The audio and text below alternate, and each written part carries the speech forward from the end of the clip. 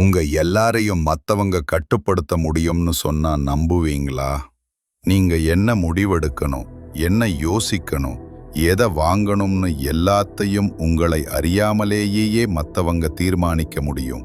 இதுக்கு பேரு தான் டார்க் சைக்காலஜி. நிறைய பேர் உளவியல் அப்படின்னா மத்தவங்களுக்கு உதவுறது, அவங்க பிரச்சனைகளை தீர்க்கிறதுன்னு நினைச்சிட்டு இருக்காங்க. ஆனா உளவியலுக்கு ஒரு இருண்ட பக்கமும் இருக்கு. டார்க் சைக்காலஜி என்பது மத்தவங்களோட பயம், பலவீனம் மற்றும் பாதுகாப்பற்ற உணர்ச்சியை தனக்கு சாதகமா பயன்படுத்துற ஒரு கலை. இது தைரியத்தை அடிப்படையாக கொண்டது அல்ல, பயத்தை அடிப்படையாக கொண்டது. மத்தவங்களை கட்டுப்படுத்தி தனக்கு வேண்டியதை சாதிச்சுக்க நினைப்பவர்கள் இந்த ஆயுதத்தை பயன்படுத்துறாங்க. ஆபத்து என்னன்னா, இந்த உத்திகள் உங்க மேல பயன்படுத்தப்படுறது உங்களுக்கே தெரியாது. டார்க் சைக்காலஜியின் முக்கியமான 5 உத்திகள் என்னன்னு இப்ப பார்க்கலாம். 1. உங்கள் பலவீனங்களை கண்டறிதல். உங்களை கட்டுப்படுத்த நினைப்பவர் முதல்ல உங்ககிட்ட பேசி உங்க பலவீனம் என்னன்னு தெரிஞ்சுக்குவார். நீங்க எதுக்கு ஆசைப்படுவீங்க, எதுக்கு பயப்படுவீங்கன்னு கண்டுபிடிப்பார்.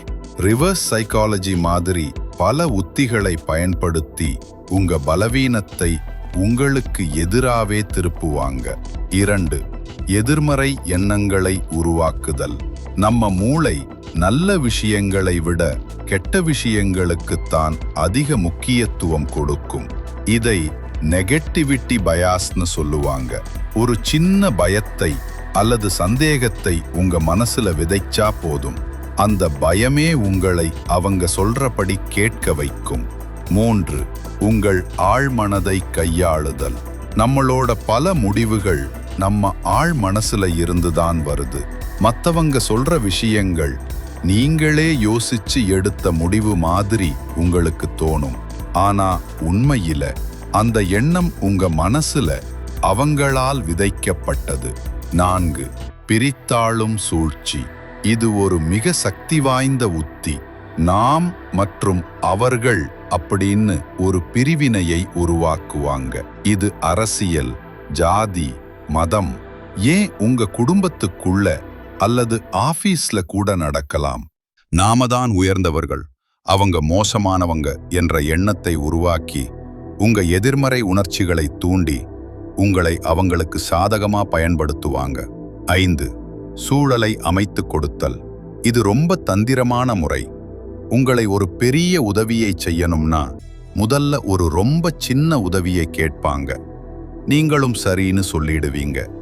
அந்த சின்ன முடிவை நீங்க எடுத்ததால அடுத்தடுத்து அவங்க கேட்கிற பெரிய விஷயங்களுக்கும் உங்களால இல்லைன்னு சொல்ல முடியாது.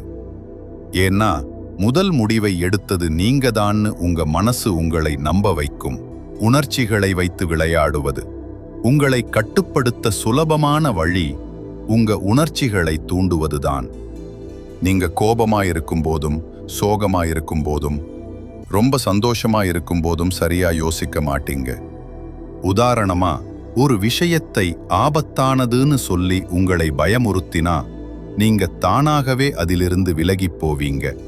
இந்த பயத்தை வச்சு உங்களை கட்டுப்படுத்த முடியும். பத்திரிகைகள், அரசியல் பிரச்சாரங்கள்ல இது நடக்கும். சில சமயம் பெத்தவங்களே குழந்தைகளை பயமுறுத்தி கட்டுப்படுத்துவாங்க. அதே மாதிரி அதிகப்படியான பாசம் காட்டுறது, அளவுக்கு அதிகமா புகழ்றது கூட ஒரு வகையான மணிப்புலேஷன் தான். இதிலிருந்து தப்பிப்பது எப்படி? முக்கியமான கேள்வி இதுதான். இதுல இருந்து தப்பிக்க ஒரே வழி விழிப்புணர்வு மட்டும்தான். நீங்க ஒரு முக்கியமான முடிவு எடுக்கும்போது ஒரு நிமிஷம் யோசிங்க. இந்த முடிவை நான் ஏன் எடுக்கிறேன்? இது உண்மையிலேயே என் சொந்த முடிவா? அல்லது மத்தவங்களோட பேச்சால நான் இந்த முடிவை எடுக்கிறேனான்னு உங்களையே கேட்டுக்கோங்க.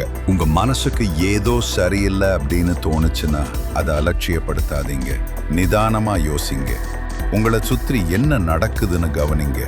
டார்க் சைக்காலஜியை பத்தி தெரிஞ்சுக்கிறது நீங்க மத்தவங்களை ஏமாத்துறதுக்கு அல்ல, மத்தவங்க உங்களை ஏமாத்தாம உங்க வாழ்க்கையை உங்க கட்டுப்பாட்டுல வச்சுக்கிறதுக்கு தான்.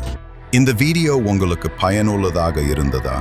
அப்படியானால் இந்த வீடியோவுக்கு ஒரு லைக் கொடுங்கள். இது போன்ற உளவியல் மற்றும் சுய முன்னேற்ற வீடியோக்களை தொடர்ந்து பார்க்க எங்கள் சேனலுக்கு சப்ஸ்கிரைப் செய்யுங்கள். நினைவில் கொள்ளுங்கள், அறிவு ஒரு சக்தி வாய்ந்த ஆயுதம். அதை பயன்படுத்தி உங்களை பாதுகாத்துக் கொள்ளுங்கள்.